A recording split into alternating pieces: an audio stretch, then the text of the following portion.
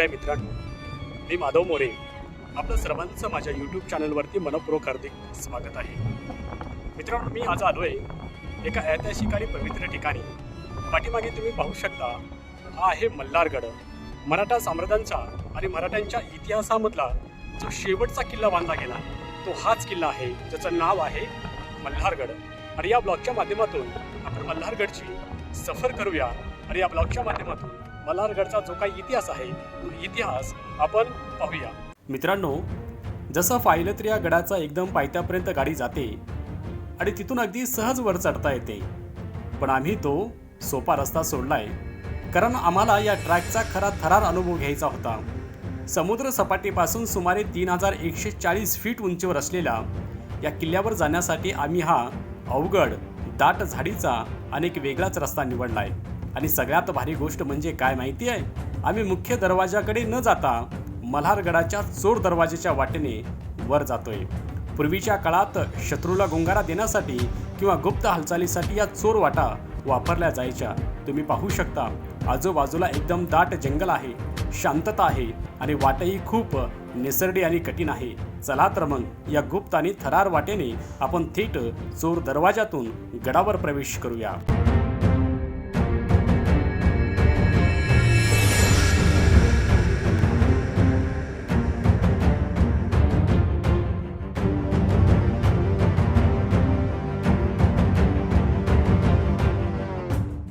मित्रांनो, शेवटी आम्ही पाहू शकता चोर दरवाजापर्यंत पोहोचलोय आम्ही. चोर दरवाजा ठिकाणी तुम्हाला एक मोठं असं छानसं एक बुरुज बघायला मिळते. आणि चोर दरवाजाच्या आतमध्ये जाण्यासाठी आपले जे डोकं आहे ते पायामध्ये टाकून जावं लागते. एवढी छोटीशी जागा या ठिकाणी आम्हाला पाहायला मिळते.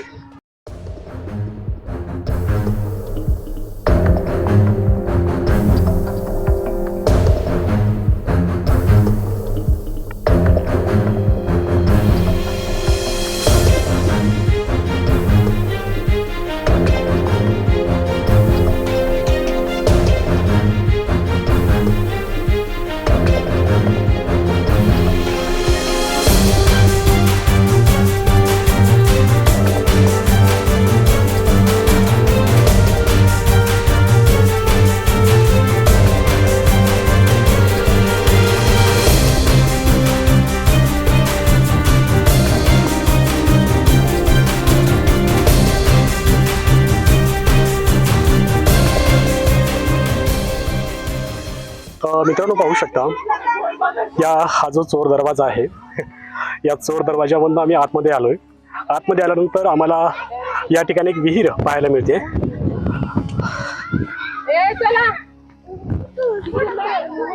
पाहू शकता आपण. मित्रांनो, गडावर पाण्याचे नियोजन त्या काळी किती चोख असायचे याचं हे एक उत्तम उदाहरण आहे. शत्रूने गडाला विडा घातला किंवा मुख्य पाण्याचे साठे जरी संपले तरी गडावरील सैन्याला पाण्याचा तुटवडा भासू नये म्हणून या ठिकाणी विहिरी बांधल्या असाव्यात.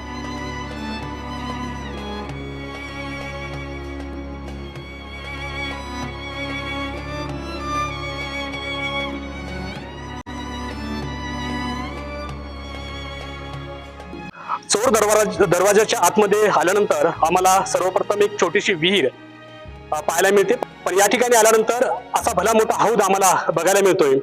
आणि या ठिकाणी त्याचं जे काही बांधकाम आहे ते बांधकाम अतिशय असं मजबूत दगडामध्ये या ठिकाणी बघायला मिळते.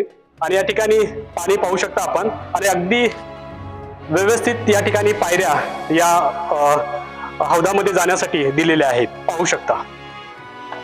मित्रांनो, मगाशी आपण जी विहीर पाहिली ती सैनिकांच्या तातडीची गरजेची होती, पण संपूर्ण गडाची पाण्याची मुख्य गरज भागवण्यासाठी या विस्तीर्ण टाक्याची निर्मिती करण्यात आलेली आहे. या किल्ल्याला सुरक्षित ठेवण्यासाठी दोन तटबंदीचा उपयोग केला गेला. ती एक तटबंदी आणि दुसरी तटबंदी हे माझ्या पाठीमागे पाहू शकता. ही एक तटबंदी आहे. चला पुढे जाऊ आपण.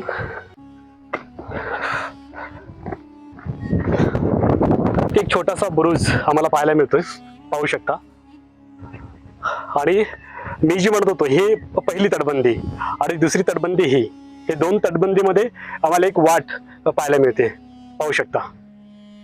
मित्रांनो, एक बाहेरची मुख्य तटबंदी आहे जी संपूर्ण गडाचं रक्षण करते आम्ही पाहू शकता, आणि तिच्या आत हा जो बालेकिल्ला आहे त्या बालेकिल्ल्याला सुरक्षित ठेवण्यासाठी दुसरी तटबंदी या ठिकाणी आम्हाला पाहायला मिळते.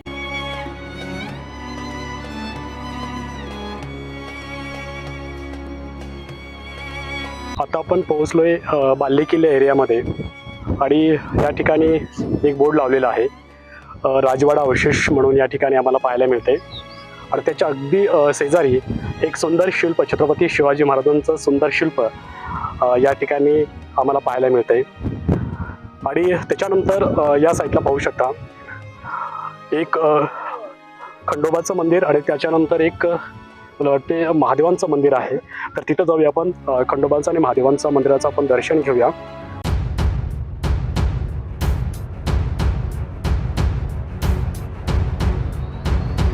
मित्रांनो, पेशव्यांचे तोफखाना प्रमुख सरदार पानसे जेव्हा हा किल्ला बांधत होते तेव्हा कुदळीचा घाव लागून एका ठिकाणी रक्त आले होते.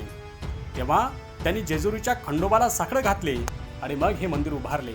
याच मंदिरामुळे या गडाला मल्हारगड हे नाव मिळालं.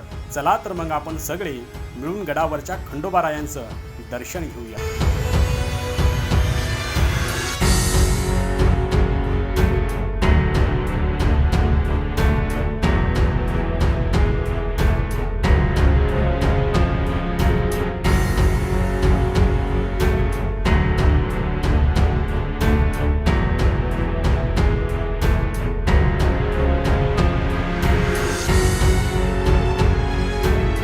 मल्हारगडाच्या बालेकिल्ल्यात ही दोन मंदिरे एकाच प्रांगणामध्ये शेजारी शेजारी उभी आहे. आपण आता महादेवांच्या गाभाऱ्यात चाललोय. तुम्ही पाहू शकता इथं दगडात कोरलेलं अतिशय सुंदर आणि प्राचीन शिवलिंग आहे. गडावर आल्यावर महादेवांच्या पिंडीवर डोकं ठेवून जो मानसिक आनंद मिळतो तो खरोखर ट्रॅकचा सगळा थकवा एका क्षणात दूर करतो. मित्रांनो, पाहू शकता बालेकिल्ल्यामध्ये आल्यानंतर या ठिकाणी आम्हाला काही राजवाड्याचे काही अवशेष असतील, ते अवशेष या ठिकाणी आम्हाला बघायला मिळतील. पाहू शकता आपण, ही त्या काळाची भिंत आहे. काळाच्या ओघामध्ये हे अवशेष आता संपुष्टात येत आहेत. एक रूम असेल. पुढे गेल्यानंतर अशाच आम्हाला छोट्या छोट्या रूम्स आम्हाला बघायला मिळतील. पाहू शकता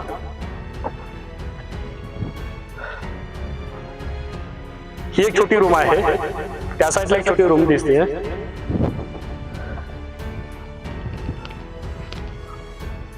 आणि या साईडला आपल्याला महादेवाचं मंदिर आणि या साईडला खंडोबाचं मंदिर या ठिकाणी बघायला मिळते. पाहू शकता आपण.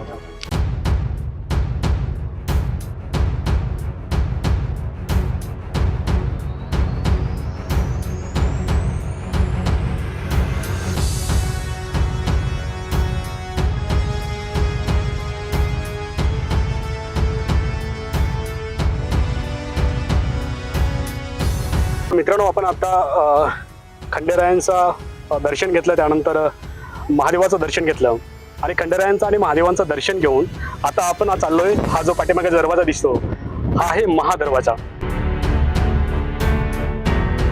मित्रांनो, आम्ही आलो होतो गडाच्या चोर दरवाजाच्या वाटेने, पण या गडाचा मुख्य थाट जर आम्हाला पाहायचा असेल तर हा महादरवाजा नक्कीच पाहिला पाहिजे. तुम्ही पाहू शकता हा दरवाजा गोमुखी रचनेचा आहे, म्हणजेच खालून येताना शत्रूला हा दरवाजा थेट दिसत नाही, तर तो बुरुजांच्या आडोशाला लपलेला असतो. आणि या दरवाजाची बांधणी बघा, इतकी वर्ष झाली तरी हे अजस्त्र चिरेबंदी दगड आणि तटबंदी आजही जशाच्या तशी खंबीरपणे उभी पाहायला आम्हाला मिळतात.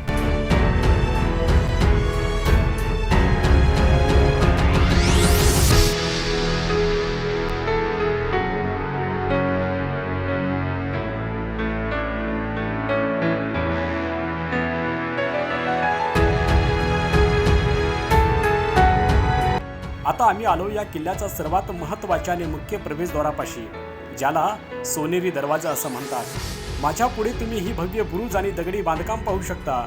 या दरवाजातून आत जाताना जुन्या काळातील सैनिकाच्या देवळ्या आणि लपण्याचे ठिकाण या ठिकाणी आम्हाला पाहायला मिळतात. पाहू शकता आपण.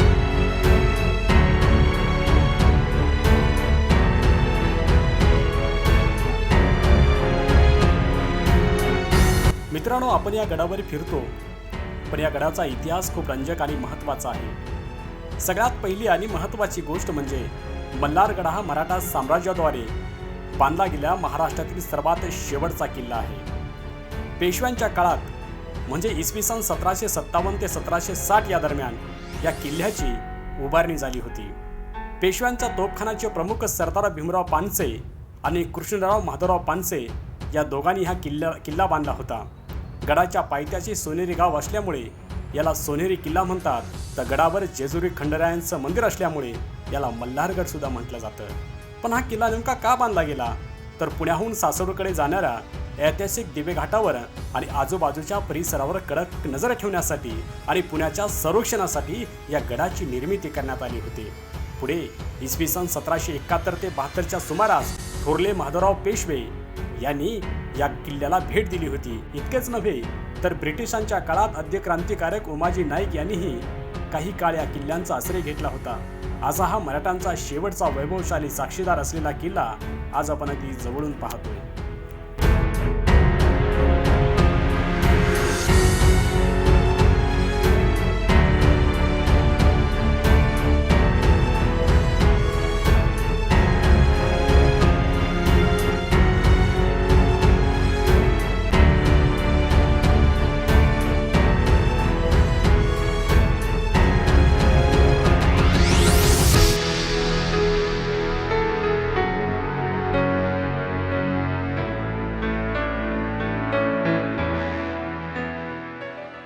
पाच वर्षापूर्वी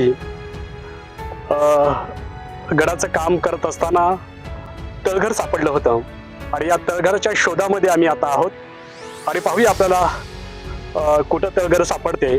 आणि या ब्लॉगच्या माध्यमातून, या व्हिडिओच्या माध्यमातून मी तुम्हाला ते तळघर दाखवणार. जोपर्यंत तळघर सापडणार नाही तोपर्यंत इथनं जायचं नाही. आम्ही शिरतोय, पाहू कुठं आपल्याला तो तळघर सापडतंय.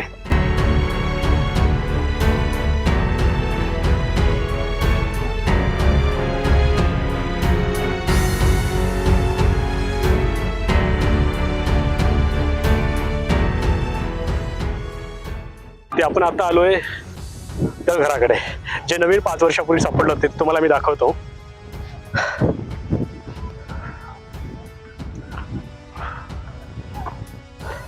पाहू शकता, हा छोटासा रस्ता आहे आणि इथे गेल्यानंतर अगदी 5 वर्षापूर्वी ज्यावेळेस हे गडाचं काम, गड संवर्धनाचं काम चालू होतं, त्यावेळेस हे तळघर सापडलेलं आहे.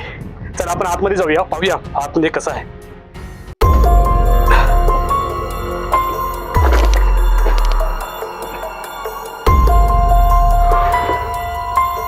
पाहू शकता,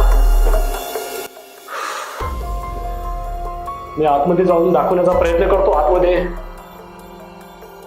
प्रचंड अशी अंधार बघायला मिळतोय आम्हाला.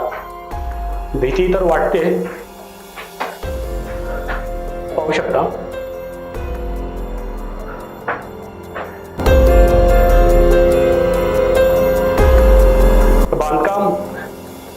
हे वर जे पाहू शकता हे विटेचं बांधकाम बघायला मिळतंय आणि खाली आहे ते दगडी बांधकाम या ठिकाणी पाहायला मिळतंय. आतमध्ये अजून 20 फीट लांब आहे. आतमध्ये एक रूम दिसते आम्हाला.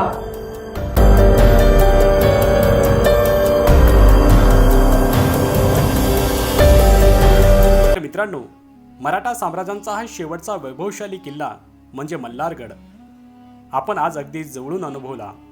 हा ऐतिहासिक ब्लॉग तुम्हाला कसा वाटला मला कमेंट करून नक्की सांगा. व्हिडिओ आवडल्यास लाईक करा, शेअर करा आणि चॅनलला सबस्क्राईब करायला विसरू नका. पुन्हा भेटूया अशा एका नवीन आणि थरारक सफरमध्ये. तोपर्यंत जय जिजाऊ, जय शिवराय.